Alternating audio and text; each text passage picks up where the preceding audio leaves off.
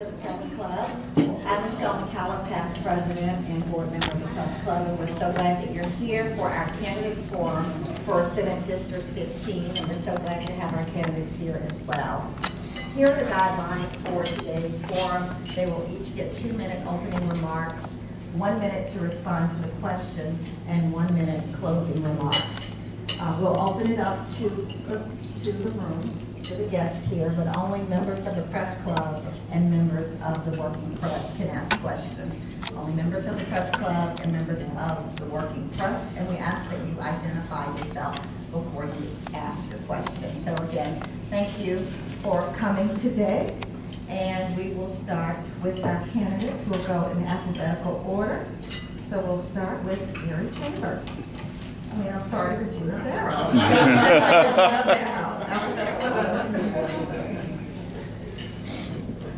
Good afternoon, everyone. My name is Regina Asher Barrow. I'm the state senator for District 15 and happy to have served the citizens for the past 4 years.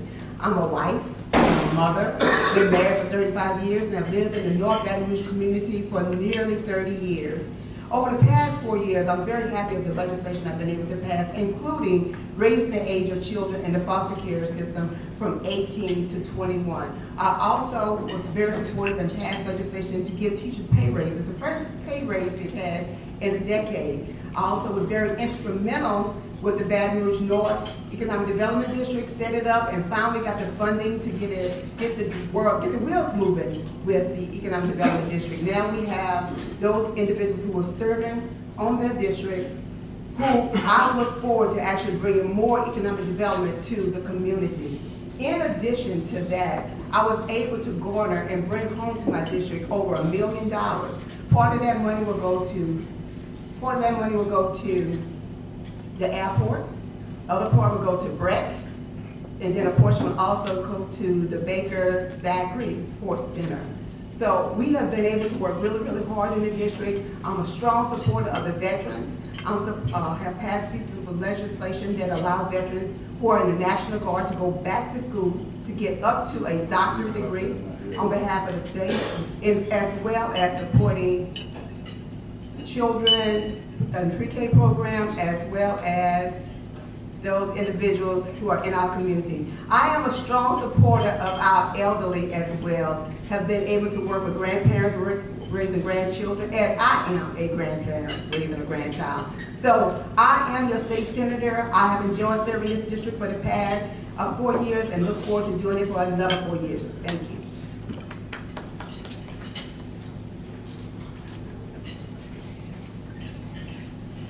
Good afternoon. I'm Gary Chambers, and a product of North Baton Rouge.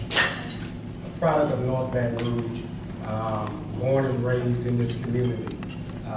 Louisiana is ranked number 50 in the nation, number 49 in the economy, number 48 in education, number 45 in health care, number 43 in fiscal stability, number 50 in environmental quality, number 50 in crime. We used to be able to say we were better than Mississippi, and now even Mississippi is doing better than us. To give off the appearance that we're doing a good job is just simply not true. I'm running because for the last 5 or 6 years I've advocated in this community for economic development, for health care access for the residents of North Baton Rouge, for equity in contracts within this community, because when I looked around my community and the people I had voted for, I hadn't seen enough change happen in my community. And so for me, this is about taking us from dead last and improving where our standings are in the country. When you look at North Baton Rouge, I challenge anybody to drive Senate District 15. From Zachary to Baker to Brownsville, Alson, Scotlandville, Glen Oaks, all the way to Boulevard to Providence. And tell me where the development is. Tell me where the opportunities are. And when we have the condition of a community where it is, we cannot continue to do the same thing. The definition of insanity is to do the same thing over and over and expect different results. And so I'm running because I've recognized that there's only so much you can do from the outside. There's only so much advocating can do. You got to get to the table and be the decision maker and the advocator in chief as an elected officer to make the change in our community. My platform is do good and seek justice, and I look forward to the opportunity to continue the conversation.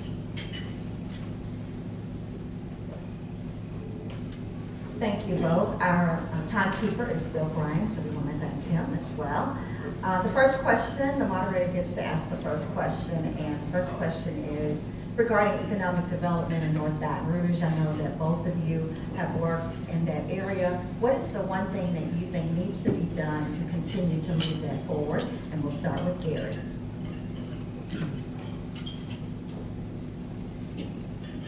So I think that when we look at economic development in North Baton Rouge, there's been a lack consistently for the last 15 years. We've lost grocery stores, hospitals, and small businesses, as well as large businesses. For me, the solution is not to wait for business to come, but to go and get it. I'm going to be an active senator that gets on a plane and goes to the markets that have big jobs and says, hey, look, these are the incentives that we can bring to our district. In Senate District 15, there isn't a single TIF, not a single tax incremental finance project in the entire district.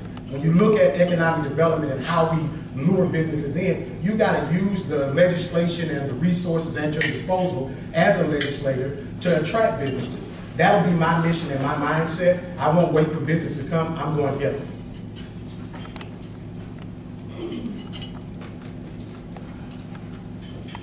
I believe that the components to begin economic development in North Baton Rouge are already in play.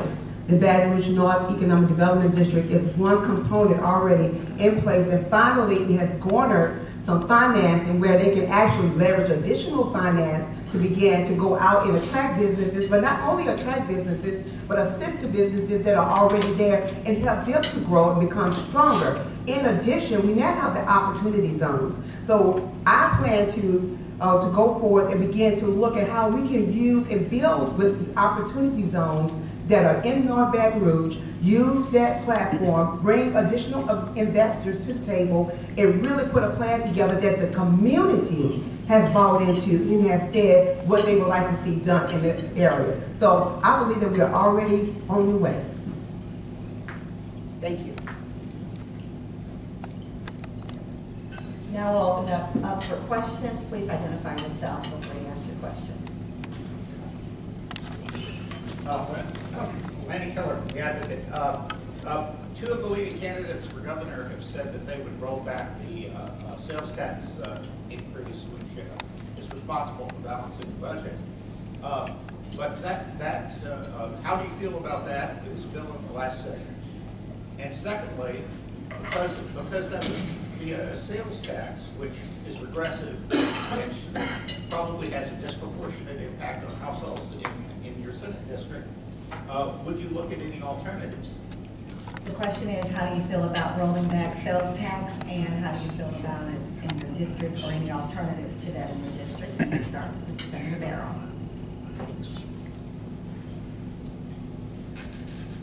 Thank you so much for the question. I can tell you in the beginning when we were looking at adding or increasing the sales tax, I was opposed to that initially because that is the most regressive form of taxation. However, when we were not able to come to a medium in terms of being able to address our tax incentives and rebates, then we didn't want to cut services because that's the most important thing. I believe that we cannot afford to cut services to families. However, I introduced a piece of legislation 2 years ago that a report is going to come out in 2020 actually talking about the amount of tax rebates, incentives that we give away to companies and where they're going, and looking at those to see whether or not we still need to actually grant those. And I believe that if we begin to address taxation, we need to look at how much money we are giving away. Thank you.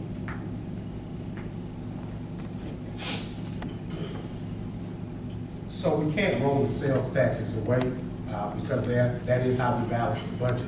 I think when you talk about our state, we're not very open-minded about creating new revenue.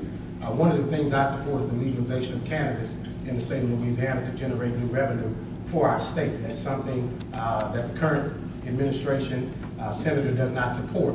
For me, when you look at what we've done, we continue to do the same thing.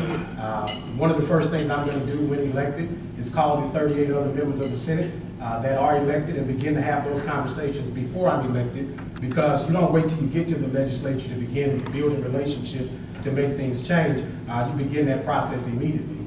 I also would challenge that when we talk about economic development or the economic development board being in place. The reason it was needed is because we haven't had development over the last 15 years of leadership.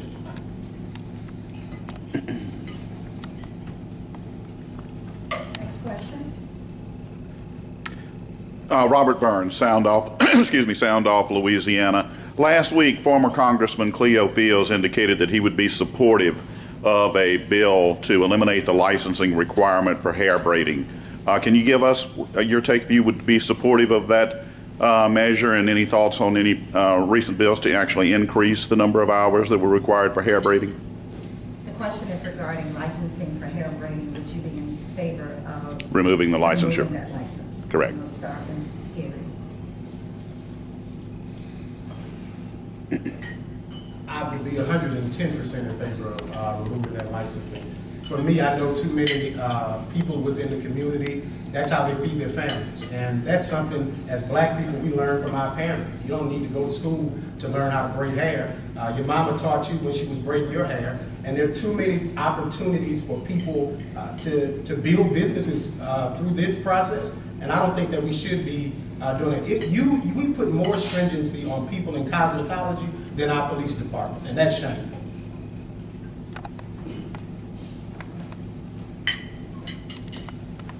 The role of government is to one of the roles of government is to protect its people.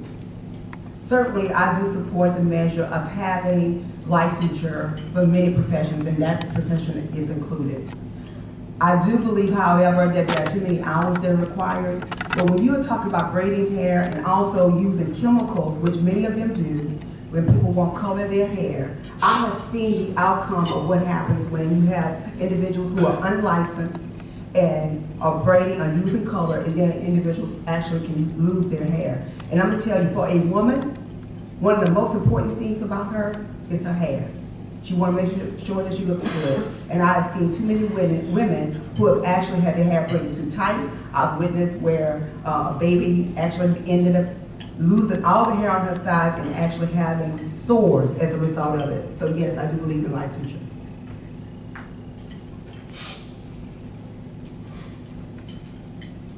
Next question. Recently, the universities other than LSU, it would appear to be a program to recruit people that have been to college and have not finished. Those colleges each have their own standards to go back. LSU had a standard that after 10 years, you went back with no credits whatsoever. However, would you support a bill as a senator that would say students that have been out a period of time, 3, 4, 5 years, would be able to go back and lose the D's and F's so that they could go back effectively? Would that be something you would support? Would you support students who've been out of college for at least 5 years to go back and lose some of their poor grades, D's and F's? And we'll start with Senator Barrow. Certainly, I believe in making sure that we give every opportunity available to our young people and even some of our more seasoned people to be able to go back and further their education. The devil is always in the details, and so with that question, I want to say on the onset, yes, that I would be in favor of assisting those individuals who are trying to come back and make a better life for themselves. But again, the devil is in the details, and I would have to say that I would need to see the language of that before I would firmly commit to that. But at the end of the day, I am committed to ensuring that we give opportunities to every individual who wants to go back and better their lives so that they can be a better citizen in our state.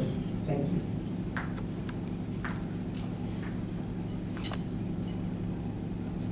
India, we said I am not my hair to the last question. But to your question, sir, when we talk about people going back to get their education and further themselves and advance their families, I certainly would support legislation that allows them to drop their negative grades. We need to do everything we can to get as many people as qualified as possible for the workforce. You can't rank last in opportunity, number 50 in opportunity, right? And say that we're going to limit people going back to school. If you want to pay for an education and get a better job for your family, I 110% support that.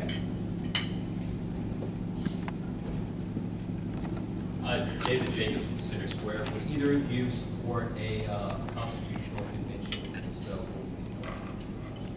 Would either of you support a constitutional convention? And we'll start with Mr. Chambers.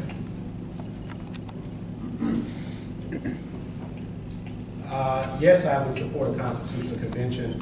For me, you can't continue to have all of the things that are dedicated, and that's how we continue to attack education and healthcare, because it's the only place we can cut. Now, as a Democrat, it's concerning, let's be honest, because we are going to be in the minority, that is a fact, and sometimes people on the other side of the aisle attempt to slide things in, so I would want to restrict that in some measure. I can't tell you the specifics at this moment, but I would want to make sure that we're clear in what our focus is about restructuring the way the state is collecting its revenue, because what we're doing is not working.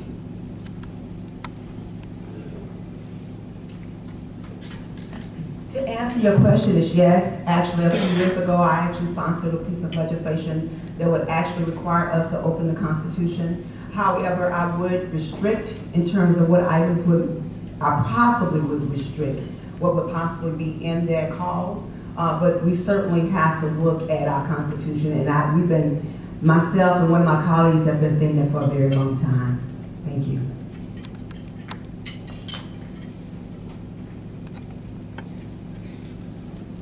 Next question. I'll do one if nobody. Dr. Dantzler, a gubernatorial candidate, has been quite critical of the mainstream media, basically stating that he is convinced they have attempted to quash the very existence of his campaign for governor. Could you all weigh in as to whether or not you think that the treatment in general of lower tiered candidates, and especially his specific instance, could you just weigh in with your thoughts on that matter? Do you think the mainstream media has been fair to all candidates in the governor's race? The question is, do you think the mainstream media has been fair to all candidates in the governor's race? And we'll start with Regina. Somehow, I'm thinking I might just need to just keep standing up. Certainly, there's a question that comes up quite often. As a matter of fact, I can think about a couple of years ago in a gubernatorial election, actually probably every time there's been a gubernatorial election, those individuals who may be in that lower tier say that they don't feel that it's fair. And it is to some degree not fair, because everybody may not know who they are, and if they're not featured in the mainstream media, they may never get a chance to see them. But overall, I do think, and I do appreciate what the mainstream media is doing and have been doing across the board. But this seems to be an issue every time there's an election, when individuals are not in that top tier, and maybe we need to figure out a better way of ensuring that everybody is at the table. Thank you.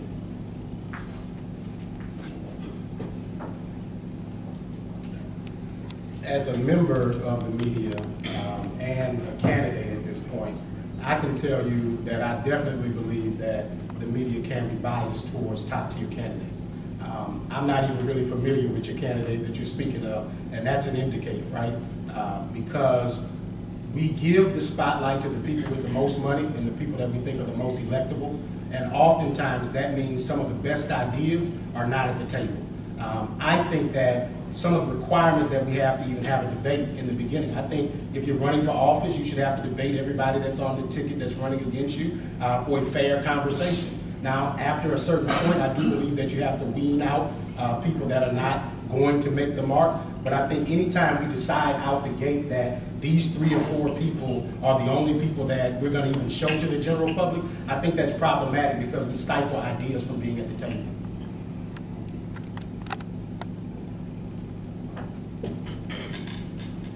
Next question. John Hightower. Gary rattled off several statistics where Louisiana ranks low in education and crime and things like that. As a state senator, just to pick education, I think Gary said that we're ranked 48th in the nation.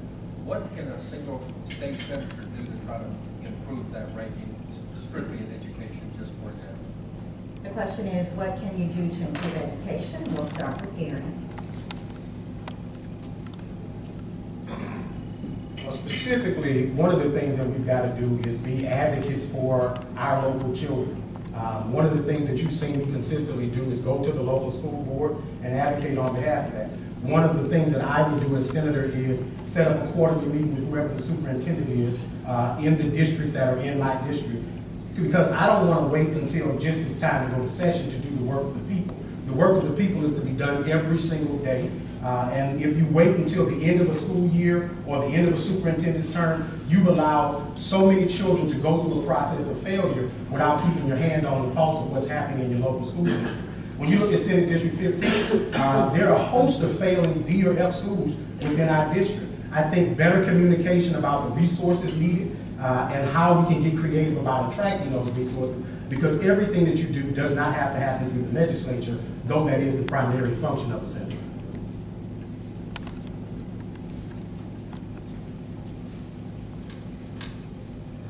Many of the issues that I believe that we see with education actually starts with our Bessie board. And Bessie is actually the arm that actually controls many of the policies that are set and put into place, that the school system, school boards must actually live by, have to apply. So one of the things that have continued to happen, which I believe is a big issue and a big problem, is that the standards keep moving. So every time the children and the schools get to what systems or what standard has been put into place, then it moves again. So then it automatically makes those schools become failing schools. And that's one of the things that needs to be addressed. We need to start with the Bessie school system and begin to address those policies that they are sending down to our school boards. Thank you. John I follow Hightower. up on that. Would the candidates favor abolition of the Board of Elementary and Secondary Education, which has been proposed before? Would you favor the removal of the board of Bessie board?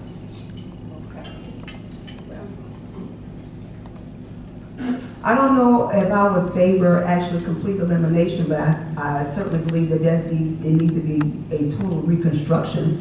And so we have that opportunity to do that now. We have the elections coming up with those Bessie board members who would then decide who's going to be the superintendent.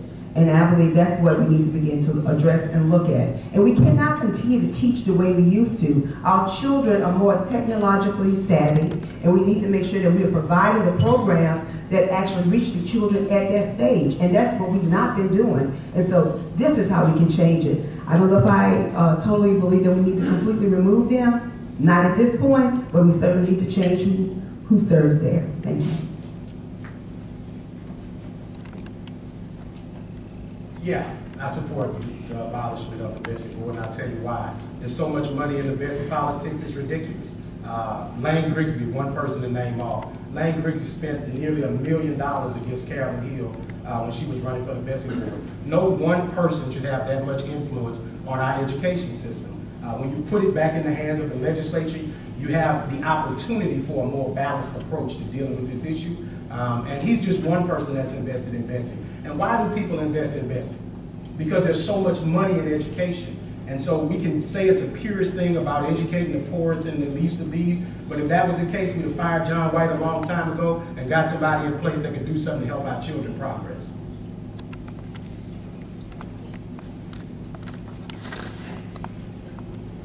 John Hightower. This is another education question. LSU, Louisiana is a poor state. Other states have more income, more access to education. Other states now limit who gets into their universities, Texas A&M, Texas, etc. LSU just 5 years ago, they took a picture of 5 people, 1 out of 5 was from out of state. Today, 1 out of 4 is from out of state. It's easy for administration to pick better educators and better income from out of state. Would you support a resolution to limit so that LSU does not continue to expand its education for people out of state and educate our students? Would you support a resolution to recruit more in-state students? And we'll start.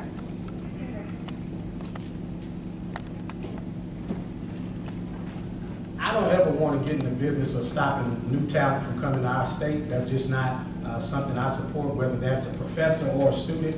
When you look at the places that we always say we want to be like, if we want to be like Texas, if we want to be like Austin and all of these other great cities, they're welcoming people into their borders, not determining that they don't want more people into their communities. You look at the cities that have the strongest economies, they're attracting the youngest, brightest talent from everywhere in America. And if you're young and you want to come to Louisiana State University or Southern University or any school in this city, I want you to come. I want you to get the best quality education. I want the best educators educating you. But the deal is we've got to better prepare our children in this state to be able to get into college, which we're doing a terrible job statewide with educating our children. We've got to focus on the root cause, not the symptoms.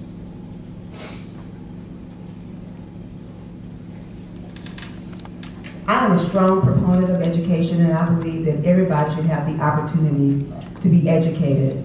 I don't think I would support legislation or a resolution that would actually put a limit on how many students can come in from out of state. Because what I have found is, oftentimes when people come from different places, they stay.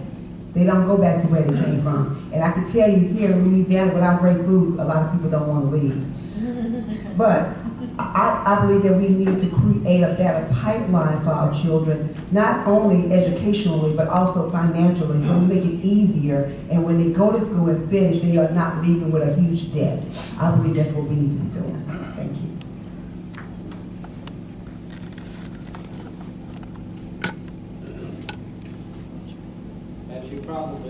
As you probably know, Medicaid is a big subject in the last two sessions, and there's allegedly or apparently maybe some people that had higher income than they were supposed to have to receive Medicaid. What are your plans to address this situation, and/or do you expect legislation to clarify this? What are your plans to address Medicaid abuse? We'll start with Senator Barrow. Thank you for the question, Mr. Hightower. And I believe that we are already doing that in the state. The mere fact that they have put in more technical systems that are easy to catch individuals who may be trying to commit fraud is one thing that's already been put in place. We've upgraded our technology system to be able to catch those individuals. So now quarterly, individuals' income is being reported, and that's how those individuals were actually caught. So I think that we are already ahead of the game. I know this is something that the governor is committed to, as well as the secretary of LDH, to ensure that the people that need the services receive, because we don't need people who do not need services actually taking advantage of the system. So I think we're well on our way. And I know that the Attorney General is doing a good job of prosecuting those who actually fall into that category. Thank you.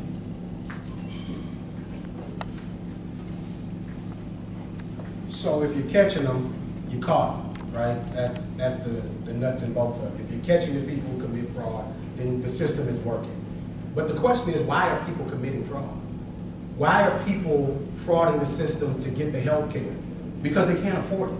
Even if we start talking about people having a little more than what is the requirement as far as the income, or you don't make this, the reason someone is frauding the system is because they don't make enough money to take care of their children, their expenses, and their health care. And nobody in our state should go bankrupt or lose their home or any of that fact because they can't afford health care. And so we've got to look at what are we doing to expand health care in this state. I support universal health care, and I believe that when we look at the ultimate picture of America, if people are losing their homes and their assets and their ability to provide for their families because of health care, we've got to do something to deal with the health care system. When profits are ahead of what we're doing to care for patients, that's a problem.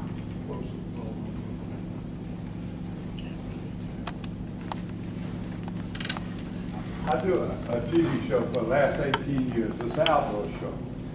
There's a lot of things coming up in the legislature that are of interest to outdoorsmen. Some of it also has a lot of economic interest to doing it, especially when we're talking about coastal erosion and other things. And the rights, the waterway rights, land rights, some things that are in the legislature right now, they're caught in the middle. Okay, a lot of people caught in the middle, people and outdoor people, same thing. They don't know where to go because they got people that got land in their family for years and years of water taking it over. There's some things that are controversial. They're not real important to a lot of people, but as far as economics and as far as outdoorsmen, gun control, a lot of these things are real of interest to outdoorsmen. Can you weigh in on a couple of those subjects? Can you weigh in on conservation rights, land rights, and things that are important to outdoors? Maybe we'll start with Gary. I think we've got to do whatever we can to protect our environment, to make sure that people can still feed their families off of the land per se, right? And that's an aspect of the outdoors, whether it's fishery or hunting, right? I also, you talked about gun rights. I believe that anybody should have the ability to own a weapon. Now, what type of weapons and what you use those weapons for are a concern. I think we need universal background checks for people that own weapons. I think it's too easy to get a gun. Depending on what community you live in, it's a different outcome. For kids who live in more conservative communities, you may have the threat of somebody walking in and shooting 50 kids at one time because they're upset. In an urban community, you may have a young person that got a gun too early and someone else lost their life as a result of it. So when we talk about guns, I do think we need to have an open conversation, understanding that this is sportsman's paradise, but if it's a paradise, all our children should be able to live in it.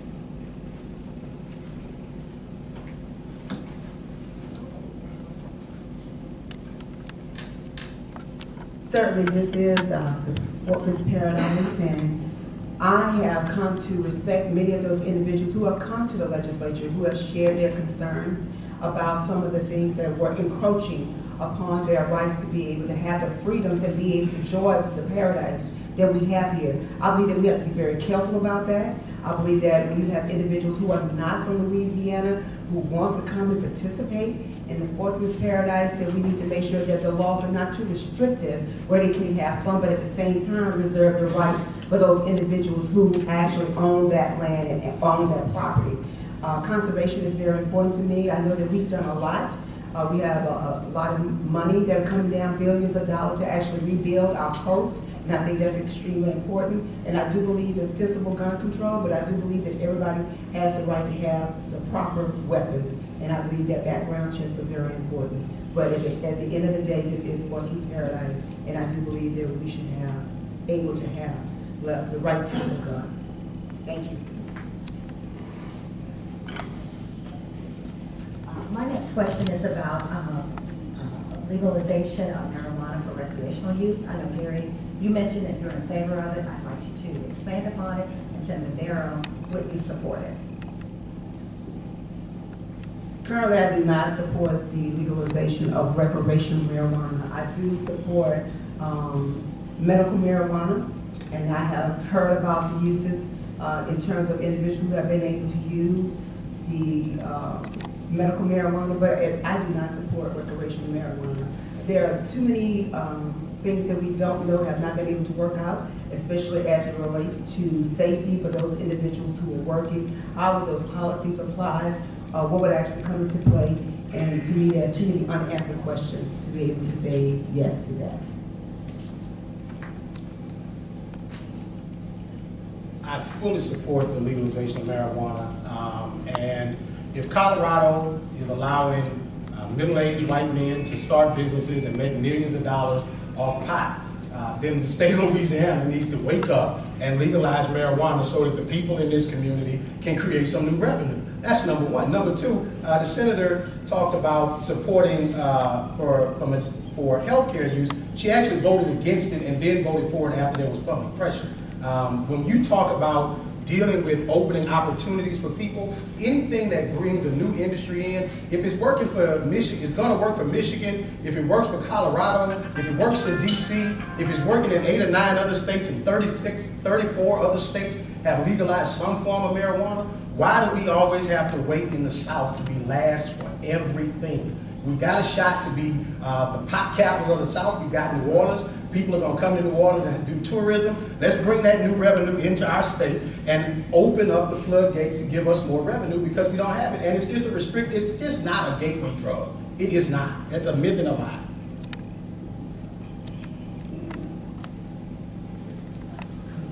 We'll now give each candidate a chance to ask the other candidate a question, and we'll start with Mr. Chambers. My question to Senator Barrow would be, I grew up in North Baton Rouge, and a few weeks ago I made a video, and it showed Earl K. Long Hospital, the grass was growing up almost to my head. And so I made a video outside of the property. Senator, you live about 2 or 3 streets away from that property, and drove past it on a regular basis. And after posting it on social media, the grass got cut. And to me, that's an example of the conditions of our community. Will you accept responsibility for the condition of the community you've represented for the last 15 years?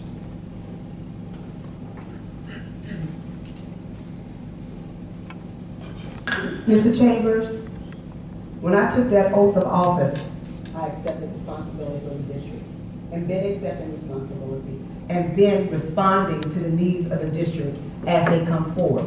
Now, what he doesn't know is that I have been meeting with the Baton Rouge Housing Authority because they have, when the legislation was written, it was written to ensure that any business could come there and put up anything in that community and we not know what it would be.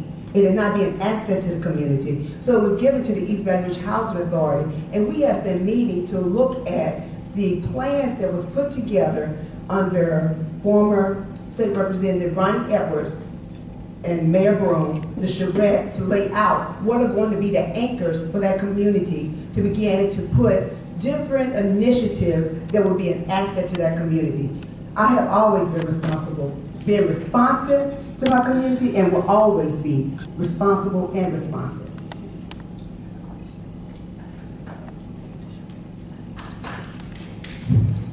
Mr. Chambers, you currently serve on the Baton Rouge North Economic Development District. Have been on there for 3 years. For the first year or so, I was told that you rarely showed up for meetings. But you had the opportunity to actually talk about some of the economic development that you were going to bring to the district and do for the district. You've had 3 years to do that, yet there's been very little movement, and I have not seen any one plan that you brought to the table to actually improve or make a difference. What is it that you plan to do, or what tangible plan do you have in place since you serve as a commissioner on the Baton Rouge North Economic Development District? So I'll tell you what I've done first. In 2015, 2016, there was no emergency room in North Baton Rouge. I challenge every member of the press to look up the dates and times of who held the meetings to bring an ER to North Baton Rouge. Because you were there, you reported on it. I challenge you to look at the town hall meetings and who started the conversations about economic development in North Baton Rouge. Because, Senator, I have voted for you repeatedly, and my community was in decay. Over and over, I voted for the same people, and I watched business after business leave my community, and so I got fed up. The reason I didn't attend most of the meetings that year was because Rinaldi Jacobs was appointed the chair of the North Baton Rouge Economic Development District, someone the senator supported, who could not run the agency. So what I did was operated a coup, changed the chairman of the board and changed the executive director, and we're now moving the district forward because the people who were put in place by the legislatures were not working for the district.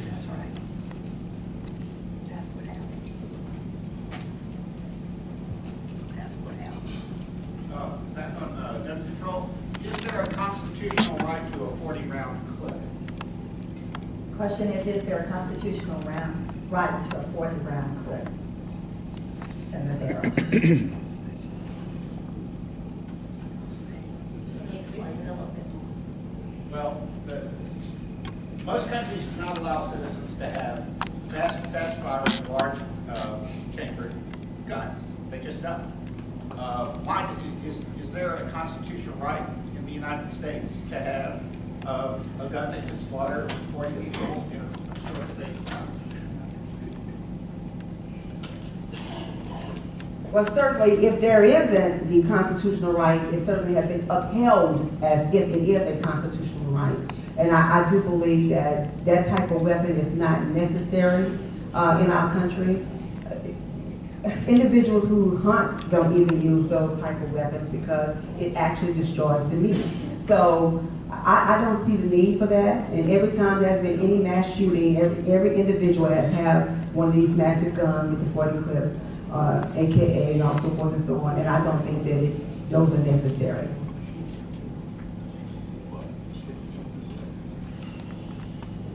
when the founding fathers created the Second Amendment, I don't think they had 40-round clips or AK-47s or AR-15s in mind. They were talking about muskets and cannons, right? I think that we as a country have gotten gun crazy, and believe, you look at any time somebody talks at all about restricting gun rights, how high the gun sales go up because people think, oh, they're going to take away our guns. I just do not believe that America will ever be a country where they strip people away of all of their weapons. But I do not believe, my 9-year-old daughter is in East Baton Rouge Parish school system. My 9-year-old daughter should not have to go through drills about an active shooter situation. There should not be, I was in high school when Columbine happened, and I remember we went from wearing regular book sacks to clear book sacks. That should not be the norm for our children, and if we really say that we care about our children, we got to do something about this because it's ridiculous.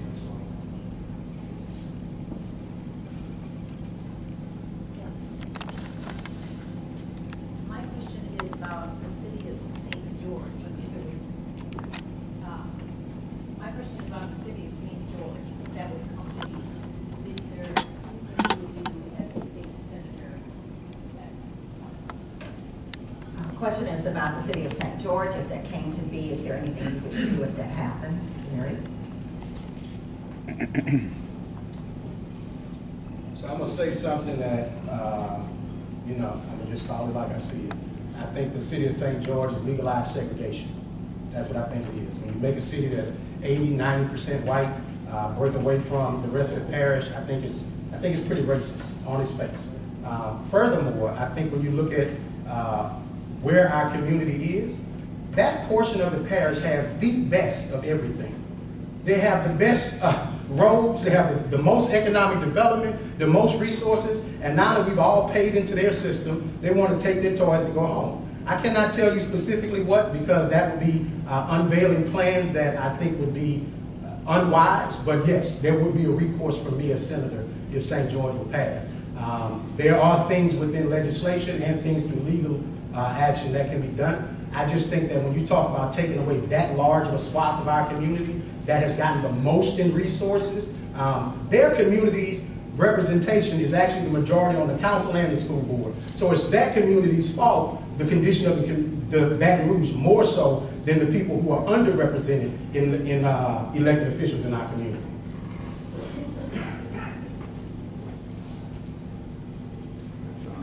So your question was, what would I do? First of all, I believe there are going to be a series of lawsuits that's going to keep this issue tied up probably, I don't know how long, probably in courts. It's very unfortunate that everybody in the parish did not have an opportunity to vote on this since it's going to impact the entire parish.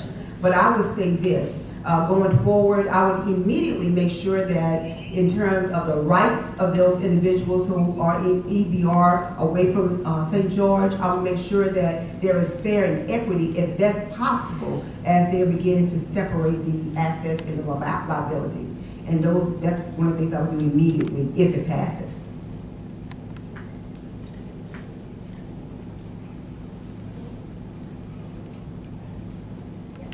Excuse me. Again, Robert Burns, Sound Off, Louisiana. Do you all feel that Governor Edwards dropped the ball with regard to Johnny Anderson? And do you feel he's being unjustly attacked now by his opponents and that he should be given a pass on the hiring of Johnny Anderson? Do you feel that Governor Edwards dropped the ball on Johnny Anderson, or do you feel like he's being unfairly attacked? And we'll start with Senator General.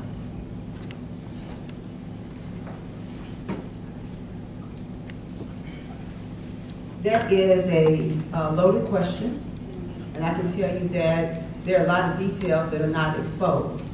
Many of those details I cannot, and I am not at liberty to express myself. I would say this, that people need to be very careful in terms of how they see things, because things are not as they always appear. And so I believe that the governor acted in the best possibility that he could under the circumstances with the information that he had.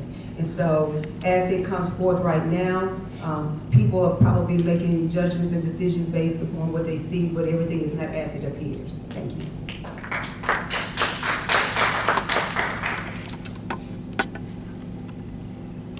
think whenever a woman alleges that someone committed some form of sexual assault against them or sexual harassment against them, that you have to take that extremely serious. I think that the governor took it serious, and the governor removed Johnny Anderson from his office. Now, whether or not he's guilty or not is the question that I'm not sure anyone can answer besides the people who were involved. And I think that when we use politics like this after the fact, I think this is the worst part of politics. Because if there was a consequence for the action and the person was removed from the position that they were in, then that settles it. To continue to bring this up over and over again is simply a way to attack Governor Edwards, because you really don't have anything else to attack him on.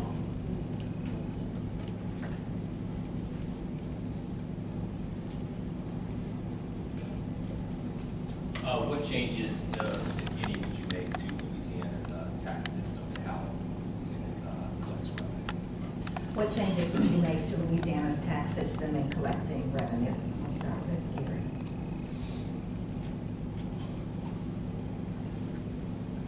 So one of the things that, and it's probably a little controversial to talk about, is homestead exemption. A lot of states just don't do it, right? And we're giving a pass to a lot of folks, and that's a lot of money on the table that we're not looking at. I think we need to look at, should we have a homestead exemption or not? I think that, yes, we understand that people who own property that is of less value, but everybody should have to pay some level of taxes on the property that they own. When you look at how we do our business about creating new opportunities for revenue, the ITEP conversation was a big one in our state in the last few months. When we exempt everybody from everything with no checks and balances to that, we're in a very dangerous place. And so I think that there's got to be mechanisms and ways that we check behind every incentive that we do to make sure that the taxpayers are getting the best for every dollar that's brought into our state.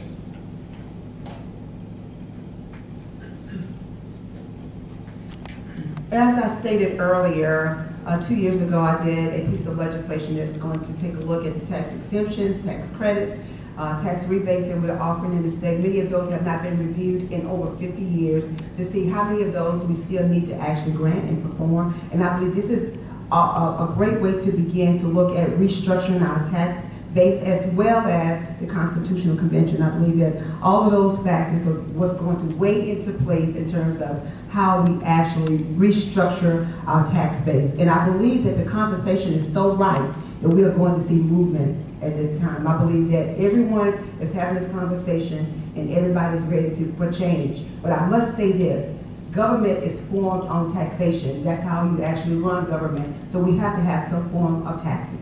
Thank you.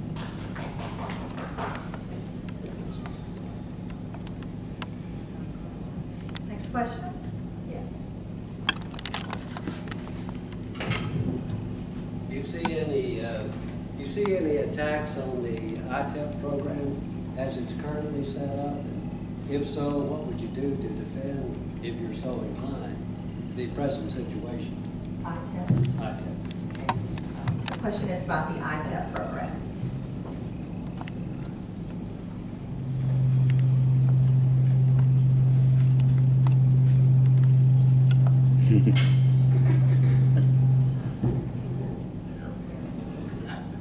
That worked. Okay. So currently, the way the ITEP program is set up, where it allows the local municipalities to actually decide what the exemptions they would like to provide, I think is the best format. I am in favor of that, and I believe that that gives the local governance the opportunity to be able to look at whether or not they would like to grant those taxes and relinquish that revenue that they would receive for different services in the community. So I have no problem with that. I was glad when the governor did the executive order for that. I think to phrase it as an attack on ITEP is where I have an issue more than anything. The citizens of this state have the right to have checks and balances to the incentives that are going out. So I think that if citizens want to see something different, that they have the right to do so. I don't think that's an attack. But to answer your question, I do think it should be under local control, which it is now.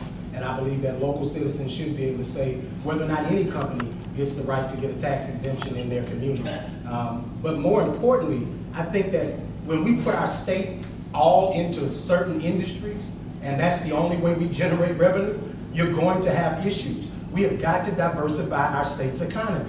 If we're going to be relying on oil and gas, we're going to be in trouble in a few years. My daughter will be out of this state because this state will bottom up if we rely on oil and gas, because the rest of the world is going green while we're stuck in the past.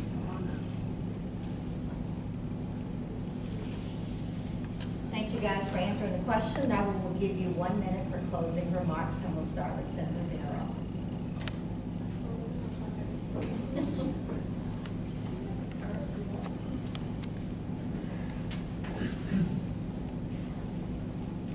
Again, I want to thank you for giving me the opportunity to speak before you today. Experience matters. Being able to understand the process matters. Following procedures matters. I know how to do all of this. Just imagine this. If you had to have a procedure today, and the doctor walking in, one of the doctors comes in and he's been doing operations for 15 years. And he tells you what the process is going to be and what you can expect. And then a younger doctor comes in who just graduated from school and tells you, this is what we learned through technology. This is what we learned through this. Which doctor will you choose? Thank you. Regina Barrow, number 66 on your ballot. If the younger doctor had a better education from a more refined school to get there, I'd take the young doctor with more technology. I'm Gary Chambers, and I'm a product of this community, born and raised in the streets of North Baton Rouge. When you look at the community the last 15 years, for my constituency in this community, the people that we love have been terrible. We've lost grocery stores, hospitals, and economic opportunities. I won't be a senator that allows a paper mill in a digital technology world to surprise me. I'm going to be a senator who's actively talking to the businesses of our community, recruiting. Pay attention to the fact that the chamber did not make an endorsement in this race. Pay attention to the fact that the business community has stood away from it. Not because they're scared of me, but because they have not seen what they wanted for our community out of economic development. I have been the person who started the conversations. Now I'm asking people to give me an opportunity to do the job. Thank you. Thank you both, Senator Regina Barrow and Mr. Gary Chambers.